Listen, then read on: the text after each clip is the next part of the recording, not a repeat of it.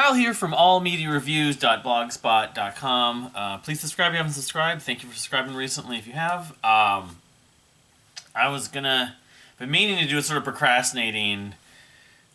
I want to do a couple of different things for Marillion, Marillion Memories, and so this could be one of a couple videos, maybe two or three. For one thing, I did finish the ranking. Well, I did the preliminary, the rough draft of the rankings of the Marillion songs list, so it's getting there, yeah, it should be. Hopefully, I'll be able to put it up in the next week or maybe less. It could be maybe by Monday. I don't know. Nice list, you know. I need to sort of go over a couple more songs just to remember which ones and stuff. So, but the thing is, on Marillion's official YouTube channel, they've brought up some things about what's your most memorable memory, or, you know, for they have these weekly videos, like news videos, and so, but they're only supposed to be like 30 seconds long, so this video is not for that. But I just kind of sort of like brainstorm, just jogging my memory about that. It's such a difficult question, but being a fan of Marillion for almost 30 years, and so I just thought, well, I should do like a top 5 or top 10, or just list a bunch. Maybe this isn't a definitive list. And so I just figured for today, I came up with my list of concerts. Yeah, I'll just go through it, I guess. There's more to this, and then the memories for this thing, or even these videos I'm making, but the thing for the Marillion channel don't necessarily have to be involving a concert or when you met the band. It could be anything with album, song, some involvement where they just, something, inspiration, you know, whatever. Which I have a few of those things, memories from, I believe. But anyway, just for this is just the Marillion, Marillion concerts or live. So it wasn't a Marillion concert, but I did the concert memories at points. But what I would first start with would be the first time I heard any of their music played in person live. Not the live albums, of course, which was about a little over 5 years, around 5 years. June of the year 2000, when I saw Transatlantic. Transatlantic, of course, the 4-piece, you know, progressive rock supergroup of a sort, you want to call it a supergroup, which includes the services of Pete Trewavas of Marillion. And they did a lot of their own music, of course, at that. That was their first concert. It was June 17th of the year 2000. And so it was great. You know, the whole festival, it was at Northeast Art Rock Festival. I shouldn't even point that out. In Bethlehem, Pennsylvania, the Zellner Arts Center and everything. But I believe they played, I want to say it was Sunday. Because Happy the Man headlined the first day. Yep, because Nexus, it was the same day Nexus played. So it was Sunday. It was a Saturday, Sunday they did that weekend thing for Nearfest. It was the second Nearfest, which became a festival that went on for whatever it was like 13 years? Went to the year 2011 or 2012, although I think they missed a year in there. I went to the 2000, the second, third, and fourth ones, and I never went back, unfortunately. Wanted to see, especially the Pure Reason Revolution, the year they were there, I would have liked to have gone. But, so, Transatlantic does their set, they had their album SMPTE that had come out in like March, a few months before that, and they played like All the Above and My New World. They did a Genesis medley, I think that might have been the encore though. But anyway, and they did this cool deal where they took like excerpts, you know, of a song from every one of the members' original primary band. So you had a clip from the Flower Kings, a clip from Spock's Beard, because you have Neil Morrison and Marina Stolt, and you had a clip from Dream Theater, Finally Free, I believe it was. I think it was Go the Way You Go from Spock's Beard. I forget, I don't remember what song it was from the Flower Kings, Retropolis, or one of their earlier songs.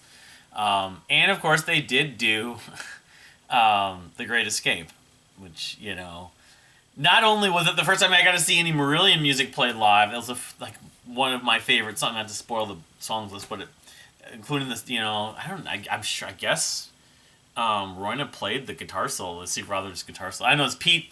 Pete did do the vocals, which of course, it's not H. But I remember I was just like kind of shocked when I got to hear that. And I knew Spock's beard. I didn't know the Flower Kings. Go the way you go into, I should look it up online. Into The Great Escape, into Finally Free. I can't remember if it was Finally Free was the last part or anyway. That was because Finally Free I love from Dream Theater too. It was in my top 10 or 15 songs I made a few weeks ago, that list. But so they did that, and I just had goosebumps. And I don't remember if I did get to talk to him briefly after the show. So that was a really big deal. Never seen Marillion live and wanting to, and my favorite band and stuff like that. So a few years later, finally, I got to see the actual real McCoy, the full band. And they played Chicago. They still haven't come to the Minnesota, since 1987, but with Fish. So that was October 2nd. I remember it was right after I'd started the job where I'm currently still working. I also saw Brian Wilson play Smile right around that time, and Pain Salvation's B at the Prague Power US. Or Pain Salvation play, I don't know if they played, right when B came out, right before it came out at Prague Power USA. It was all within that. And then I think Dream Theater and Yes was around that same time too. There was like a whole gamut of like significant concerts. But yeah, drove down to Chicago. It was like 2 encores. I met the band afterwards. Got all of them to sign Misplaced Childhood, my copy on vinyl at that time. Of course, Fish wasn't there, but I remember a few different things about it. But one of the things was in the show they were playing The Only Unforgivable Thing, and it's like, what's the only unforgivable thing? Someone talking during a Marillion concert. At the Park West, I remember it was magical. It was really a big deal. Is it the greatest concert I ever saw? No, I don't put it number one. But, I mean, it was maybe in some ways the most important concert I ever saw, though, because, I was longing to see this band for whatever it was, 9.5 years.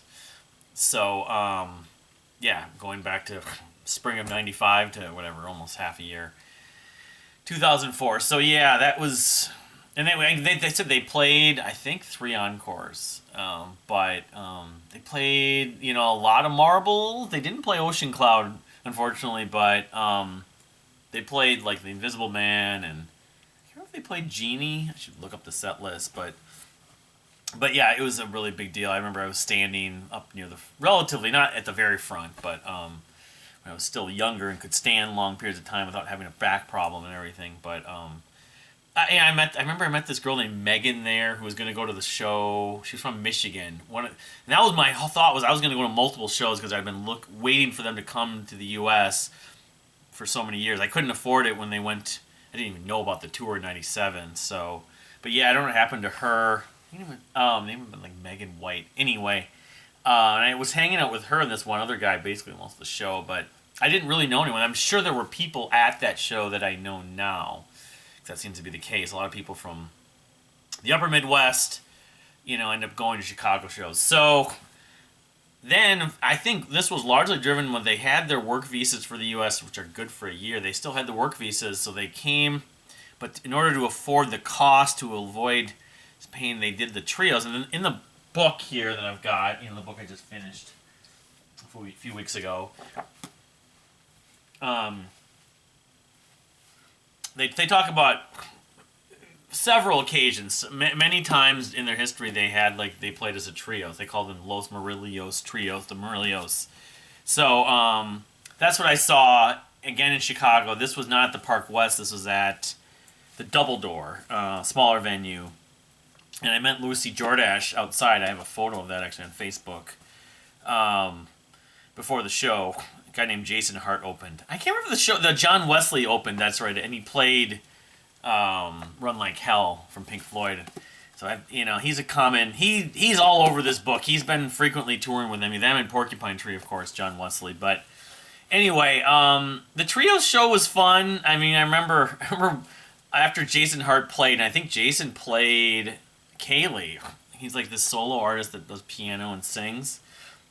Hogarth comes out and he goes, you out-progged us or something like that. But a lot of the arrangements obviously were stripped down because it was just three of them. It was Hogarth, H, Rothery, and Tarawas. I believe Ian and Mark Kelly weren't there.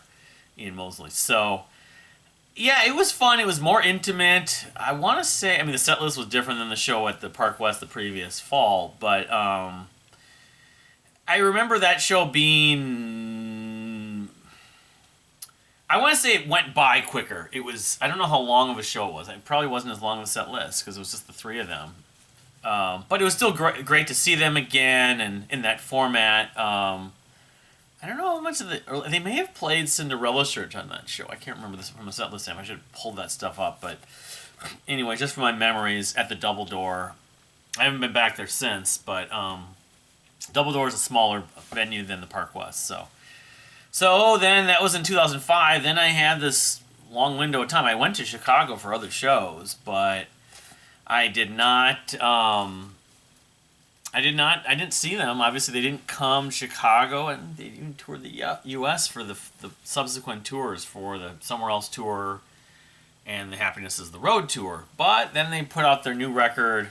Well, actually, the next time I saw them, their new record still had yet to come out. It was after, and then Less is More. So I guess technically their most recent record, the next time I saw them was Less is More, which I should know my Marillion history by heart, but I think it was 2009. I think the back of this it had their discography. I just pull it up real quickly. Probably does, and I skipped over because it's only a couple pages. Anyway, 2009. Yeah, it was 2009. So, but that was 2009. It wasn't until 2012, so it was a 7-year gap or whatever. They played two shows. It was November, I think it was, October or November of 2011, where that was within the first year I'd met my wife, my girlfriend at the time. They confirmed the tour dates for June of 2012 and Chicago playing back-to-back nights. June 23rd... I had that opposite. I didn't flip those things. June 22nd and 23rd, I think. It was right around my birthday. My birthday's on the 20th, so... yeah, they already confirmed that. And of course, I've told the story before. What happened was in that window of time of like 6 weeks, you had... The Deer Hunter did their Color Spectrum show, which I bought a ticket for, and that was in May. You had the John Arch performances, and then you had the Kevin Gilbert Shame of the Truth tribute, all within about 4, 5, 6 weeks. And my girlfriend at the time decided she wanted to come with me. I'm not going to take a trip, but she's not going to come. Plus, my brother lived in Chicago, so we could stay with them. And I don't think she had met him, I think. But anyway, it was kind of like a little more of an introduction to my brother and all that stuff. But anyway, so she went to both shows. Not just one, but both. They played back-to-back nights. It was kind of a birthday thing for me. I mean, I had to miss those other shows, unfortunately, including I bought the ticket for the Deer Hunter show. I think it was in, like, Rhode Island or Connecticut. Maybe in Boston, I forget. But anyway, I knew that going in. The trip itself, we've had our history of difficult challenges and things that stick out for trips, of course. Yeah, the trip itself had... it was still fun, I guess. I got to see my brother. We did go do some shopping and stuff like that. Went to Roy's. It's probably the last time I've been to Roy's. The last time I may go to Roy's. But the shows itself were good. I will say, though, a lot of the set list, even though it's weird, was kind of similar to the one that I saw in 2004. Now, some of it, they played some songs off of Happiness the Road, I know. And I know they played a few other songs, but they played This Strange Engine, and I think they played Ocean Cloud, which was that was the big deal. But it was just kind of weird about those shows. I love them, but at the same time, I'm sitting there with my wife, or my girlfriend at the time, obviously, and she just is kind of like looking at her clock, and it's like, how is this going to be over and everything, It's not... I gave her music to listen to, tried to find the most accessible, like, poppiest tracks, and her biggest comment I remember to me was that it's not like their music isn't good. I just don't know their music. And Hogarth is obviously like the star. We actually met him. We saw him in the hallways before the show. I was the first or the second one. We went back to back nights. And I mentioned the Monkees to him, and it's like, because I know they had done different covers. Like, well, we thought about we might do. Maybe they had done Pleasant Valley Sunday at one of the fan weekends, but it's like, yeah, they're Monkees fans and everything like that. Of course, the Monkees are actually mentioned in here once or twice by Pete. But I think part of it was, yeah, that was it. It was like I didn't interact with any of the fans of that show either of those shows, like afterwards, really. Because after the show, we wanted to just get back home. She wanted to get back home. It was getting late. So that was part of it. And the other thing is they had set lists. Since they were doing back-to-back shows, the thought was they'd do a different set list the second night. And they decided not to really. The set list is like, I think almost, if not the same. And they had the mentality that, well, some people didn't make the first night, so we'll play these songs. They played The Invisible Man I love. I forget it was Invisible Man, This Strange End, and they played both those songs, which are two epics that I saw them play in 2004, but it was, 8 years. But that's one thing that did stand out about it. I know, they played Happiness is the Road, the title track. I'm trying to think of some of the other songs that they didn't play. They played Chords, they played some stuff off Brave, they played one or two Fish songs, but for being a back-to-back, I saw back-to-back nights with them. It kind of weird. It was kind of felt like it happened and then it was over. It was, maybe that I'd get that experience of like sort of being overdosed by a band. That happens to me where I'm like listening to their catalog and then I've just had enough. Like I need to listen to something else and do something else and occupy my brain with it. So I enjoyed those shows, but I think ultimately I look back at them and I don't look at them the same way I look at the first show in 2004 at all. But, beggars can't be choosers. I know people that have never seen them or only seen them once, So then, of course, after 2012, they did play like Lucky Band and Power and maybe the title track to Sounds That Can't Be Made. A bunch of songs from Sounds That Can't Be Made. And I remember being thrown off by Lucky Man, which to this day I still am not crazy about. Even though it's got like an Abbey Road element to it and everything. So that happened, and Joyce, she probably has had her fill. She'll probably never consider, and like I want to go to one of the fan weekends at some point someday. She knows about that, but she knows that it's just how's it going to work between her not having interest in the music and the socializing with the fan base, and if she's going to like Montreal, what is she going to do? Stuff just by herself for 3 days? I don't know. I don't know how it's going to work. We'd have to come up with some kind of give and take or something. I don't know.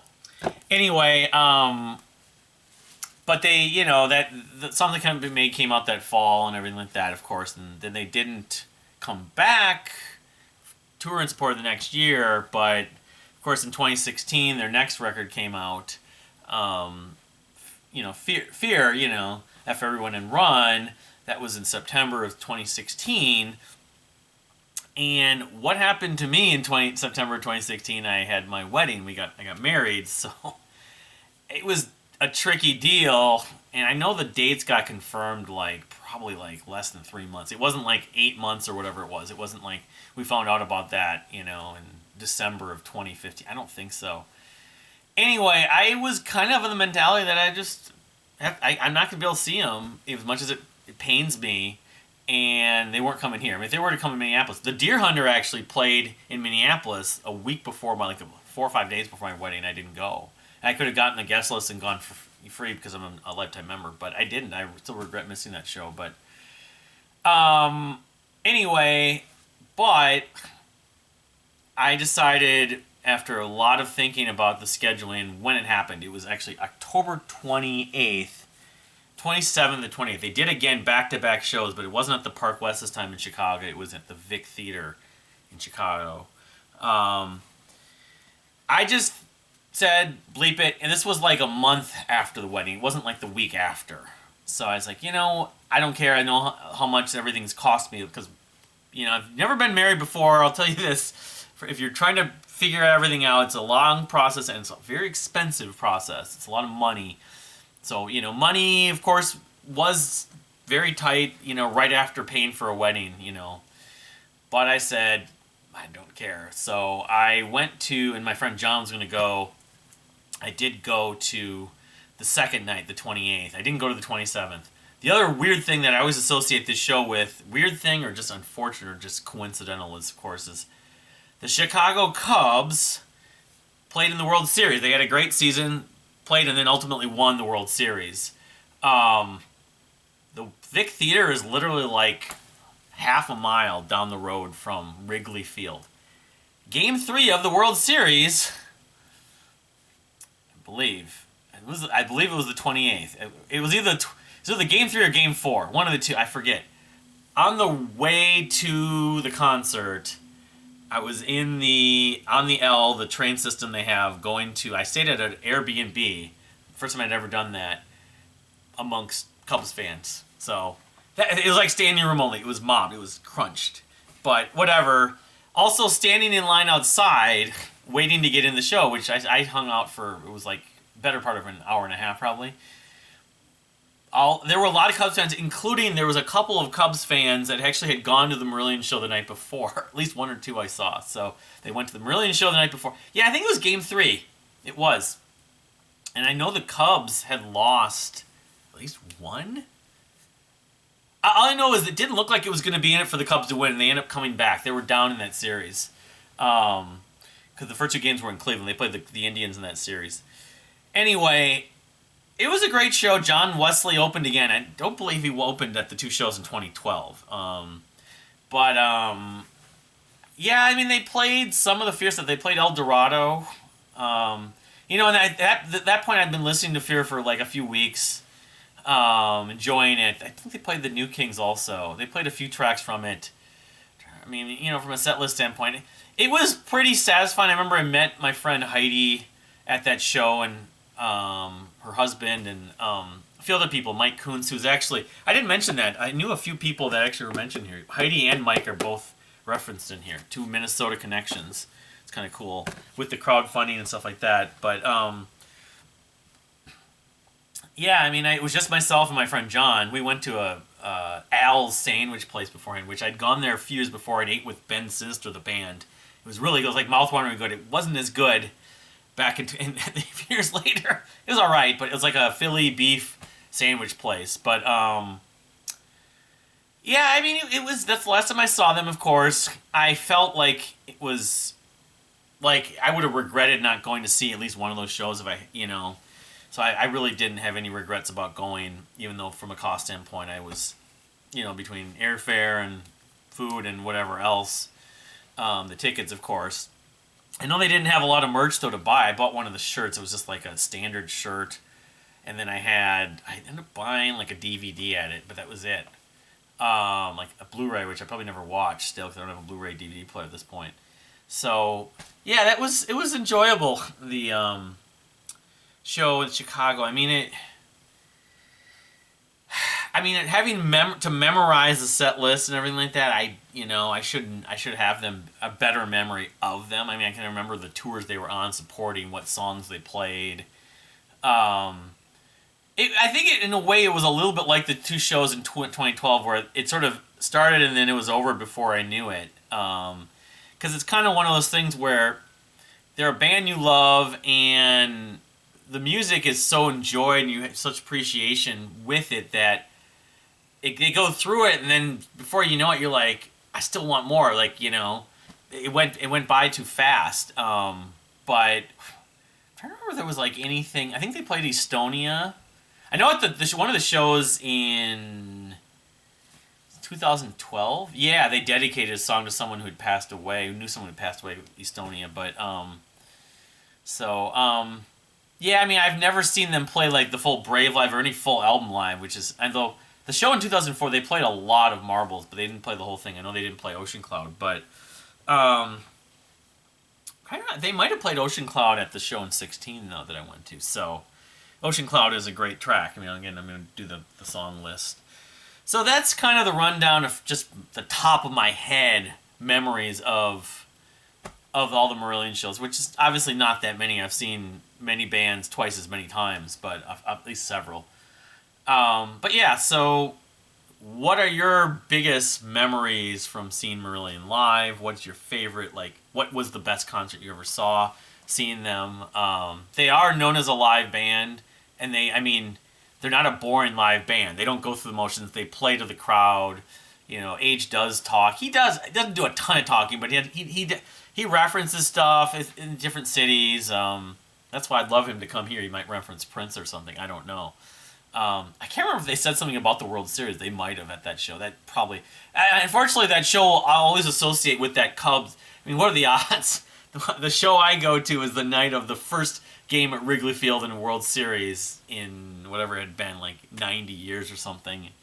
It was just pure coincidence. I was just like paranoid when that happened and stuff like that. But anyway, but thank you for watching again. Please subscribe if you haven't subscribed, and we'll see you next time.